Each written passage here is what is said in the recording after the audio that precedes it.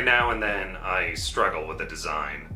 Sometimes I'm not sure how it should look, how best to execute, or even where to take inspiration from.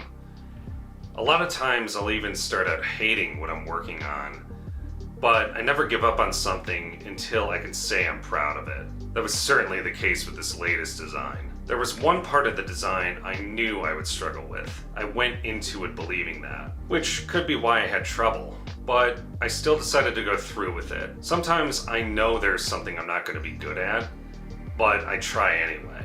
For example, with this latest design, I knew I wasn't good at drawing snakes. The difference was, with other things that I've done in the past, I'll always tell myself to try it, and if it doesn't work for whatever reason, maybe I'll come back to it later. It could be that it just doesn't make sense for the project, or maybe I need to work on whatever I'm doing in order to get better. In those cases, I'll just move on. Otherwise, I might spend months before a project is ready, and for all intents and purposes, for what I'm trying to do right now, it just doesn't make sense to spend months on a project. But oftentimes, I'll keep working on something until I get it right. The problem is that this time, I was much more negative in my approach. I kept telling myself that I'm just not good at drawing snakes, and maybe I should forget about that part of the design. It seemed like no matter how many times I tried, I just couldn't get the snake to look the way I wanted it to. I felt like when I was drawing them that they were either too cartoony or they looked like sock puppets. I even got to a point where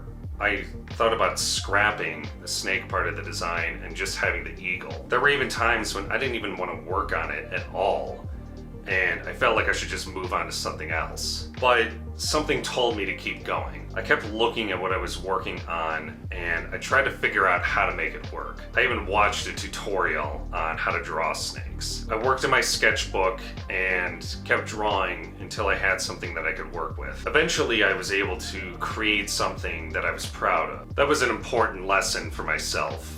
I might not be the best or be able to create the most inspiring art, but if I can push myself through my struggles no matter what, then I'll always be able to turn my failures into a success.